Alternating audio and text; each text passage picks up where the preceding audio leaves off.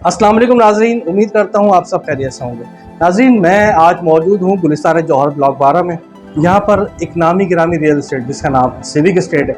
यहीं पर आज बात करने के लिए हमारे साथ मौजूद है जनाब मोहम्मद असलम सिद्दीकी साहब, जो कि CEO हैं सिविक एस्टेट। साथ ही साथ आप माशाल्लाह चेयरमैन हैं गुलिस्तान जौहर रियल्टर्स एसोसिएशन के, चेयरमैन हैं टग ऑफ वॉर के, बतौर assistant director KDA land Gulistan जौहर भी माशाल्लाह आप रह चुके हैं और आज भी उस इदारे के साथ आप मुंसलिक हैं।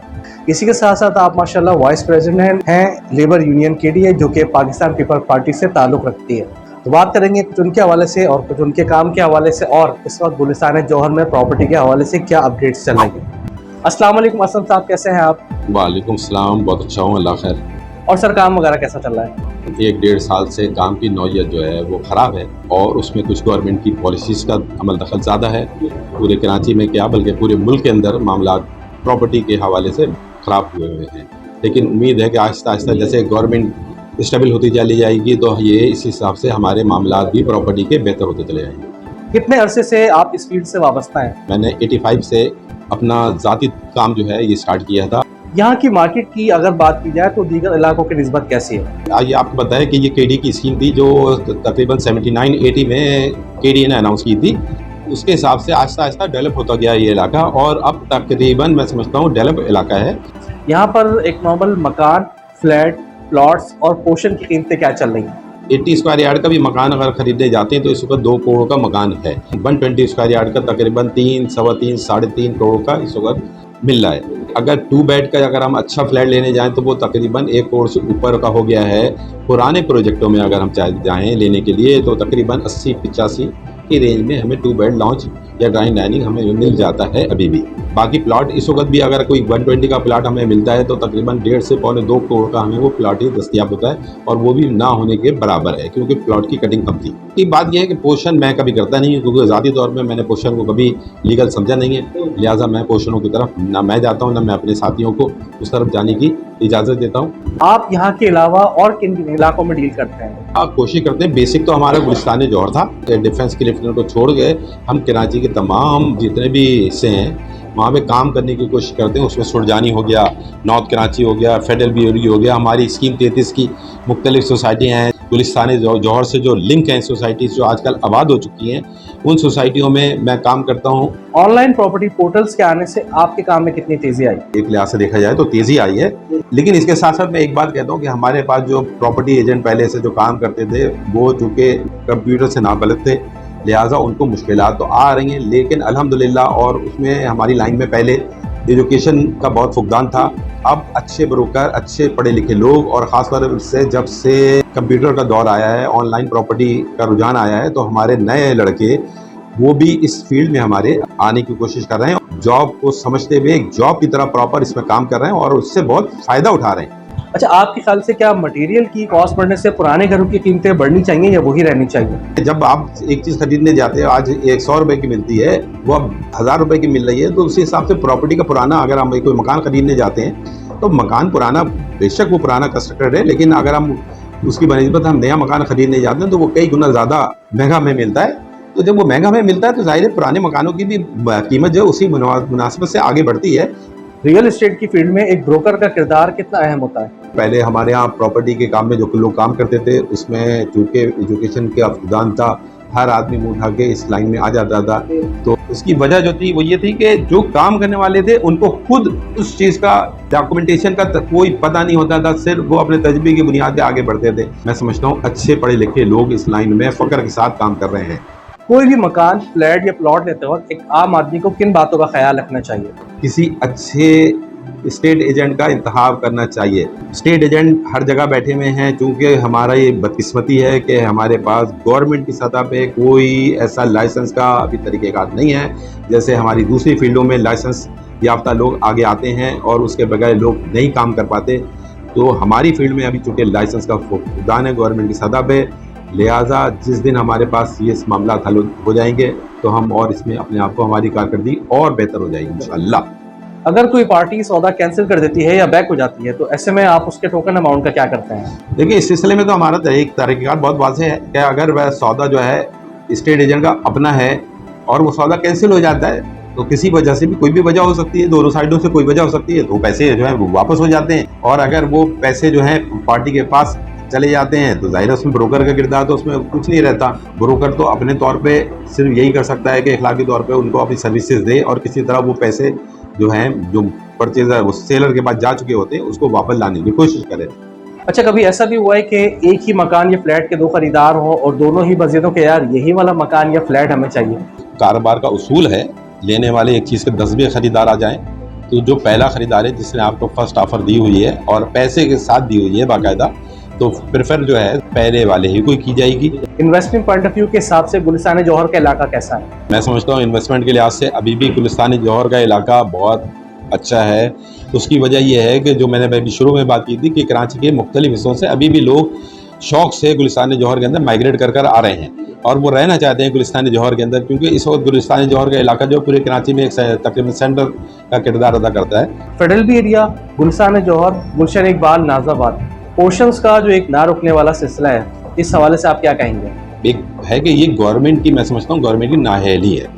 अगर कहीं पे भी कोई इल्लीगल काम हो रहा है तो उसके लिए फोर्सेस जो हैं मौजूद होती हैं, इदारे मौजूद हैं। इदारे अगर अपना काम अंजाम नहीं देंगे बखूबी तो फिर ज़ाहिर है लोग जो हैं गलत राह पे, गलत लाइन पे चलना शुरू हो जाएंगे। गवर्नमेंट और गवर्नमेंट के इदारों का बेसिक काम ही यही है। अच्छा, कोई भी प्रॉपर्टी सेल या परचेज करते वक्त एक आम शख्स का फाइलर होना कितना ज़रूरी है? फाइलर तो आपको फाइलर होना जो है वो तो एक आपकी इखलाकी जिम्मेदारी भी है। जब हम जैसे जैसे टैक्स के नेट में आएंगे, टैक्स हमारे ऊपर बढ़ रहा है, जब हम ज़्यादा लोग टैक्स देंगे तो जाहिर है कि फिर टैक्स की जो शरह है वो भी गवर्नमेंट हमारे ऊपर कम करती चली आएगी।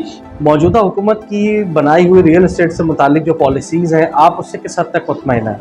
सर, रियल इस्टेट के से मुतालिक हुकूमत की पॉलिसियाँ तो मेरी समझ में नहीं आती। आज से 4-5 साल पहले भी रियल इस्टेट के मुतालिक जो पॉलिसीज़ अपनाई गई थी वो उसमें काफ़ी बेहतरी थी। हमारे पास क्या कहते हैं टैक्स का रेशो हमारे पास कम था, लेकिन कुछ अभी 4-5 साल जो हमारे ऐसे गुजरे जिससे कि हमारा मुल्क सियासी तौर पर दिवालिया की तरफ जा रहा था, उसमें कोई भी उसकी वजह से सारी परेशानियाँ आई थी। और लेकिन जैसे जैसे गवर्नमेंट स्टेबल हो रही है इंशाल्लाह ये सारी परेशानियाँ दूर होती चली आएंगी। आमतौर पर रियल एस्टेट एजेंट्स और बिल्डर हजरात को सरकारी इदारों में लीज, सबलीज और डॉक्यूमेंटेशन के हवाले से क्या क्या मुश्किलात पेश आती हैं? मेरा भी एक सरकारी डिपार्टमेंट से ताल्लुक़ था और वो ताल्लुक़ ऐसा था कि जिससे कि आम लोग, हमारे स्टेट एजेंट, उनका रोज़ाना का उससे वास्ता पड़ता था।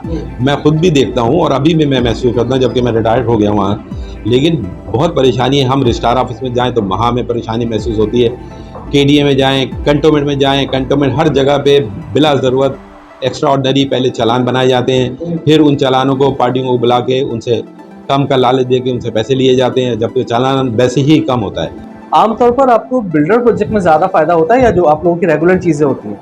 नहीं, मैं तो ज़्यादातर जो है मेरा काम चूँकि रियल इस्टेट से था तो मैं बिल्डर प्रोजेक्ट में इतना काम नहीं करता था। इंफरादी तौर पे जो मकान आते हैं, प्लॉट्स हैं, वो डील करता था। आज से कुछ अर्से पहले तक हमारे बिल्डर्स हज़रात का जो एक किरदार था वो बहुत अच्छा नहीं था। माज़रत के साथ कहना पड़ रहा है कि बहुत अच्छा नहीं था, लेकिन जब से हमारी अपनी प्रॉपर्टी एसोसिएशन हमारी बनी है तो उसमें जो है एक बिल्डर के साथ हमारा जो राब्ता हुआ है तो उसमें एक चेक एंड बैलेंस का एक मामला बीच में आ गया है। तो अब वो बिल्डर हजरात जो हैं वो बगैर हमारे जो है काम करते हुए ज़रा डरते भी हैं कि कोई हमारी कंप्लेनें होंगी, वरना पहले उनकी कंप्लेनें होती थी, सुनवाई नहीं होती थी। लेकिन जब से हमारी मुख्तलिफ एसोसिएशन बनी है अल्हम्दुलिल्लाह उनके प्लेटफार्म से हमने काफ़ी लोगों को बिल्डर्स के साथ रिलीफ दिलवाया और उनके मामलों को हल किया है और हल कराने की कोशिश भी करते रहते हैं। कराची में जो आजकल रियल एस्टेट के हवाले से इतनी एसोसिएशन वगैरह बनती जा रही हैं, तो क्या लगता है उनको उनके मकासद भी हासिल हो रहे हैं या सिर्फ कागज़ के हद तक ही महदूद हैं? इदारे बनते हैं, एकदम से एक दिन में नहीं बनते। आज हम आबाद जो हमारा इदारा एक बिल्डर्स का इदारा जो बना हुआ है और वो प्रॉपर काम कर रहा है, गवर्नमेंट से रिकगनाइज है और गवर्नमेंट अपनी पॉलिसी बनाते वक्त उनके लोगों से मशवरे लेती है। तो इसी तरह हमारी एसोसिएशनें भी जो हैं अभी नई हैं और हम अपने वजूद को तस्लीम कराने की कोशिश कर रहे हैं। जैसे जैसे हमारा वजूद जो है गवर्नमेंट की सतह पे तस्लीम होता चला जाएगा, हम अपने मामलात को बेहतर तौर पे हल करने की कोशिशों में आते चले जाएंगे। बतौर चेयरमैन गुलिस्तान जौहर रियल्टर एसोसिएशन आपकी क्या क्या जिम्मेदारियाँ हैं? हम अपने लोगों को, जो हमारे लोग हैं काम करने वाले, उनको जो परेशानियाँ होती हैं इदारों के साथ, सबसे पहले इदारों के साथ उन परेशानियों को दूर करने की कोशिश करते हैं। उसके लिए हम इदारों के सरबराह और भी जो मुताल्लिक़ लोग हैं जिनसे कि ये मामला दूर हो सकते हैं, उनसे मिलते हैं और उनको बताते हैं, समझाते हैं कि भाई ये जो मामलात हैं ये बिगड़ रहे हैं, आपकी शिकायतें आ रही हैं तो आप इनको दूर करो। बाज़ एस्टेट एजेंट्स दूसरे एजेंट से मुकाबला करने के चक्कर में क्लाइंट्स के सामने अपना कमीशन मार्जिन या तो बहुत कम कर देते हैं या बिल्कुल गिरा देते हैं। इस हवाले से आप क्या कहेंगे? कमीशन गिराना, कम करना है, ज़्यादा करना एक मैं समझता हूँ इंडिविजुअली मामलात हैं।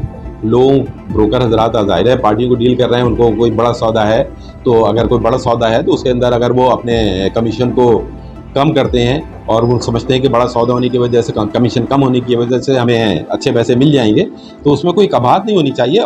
बतौर assistant director KDA land Gulistan जौहर माशाल्लाह आप रहे, तो इस अरसे में आपने लोगों के लिए क्या खिदमत फराम की और माशाल्लाह आज भी आप उसी इदारे से मुंसलिक होकर काम कर रहे हैं, क्या ऐसी एडवाइस देंगे जो लोगों के लिए फ़ायदेमंद हो?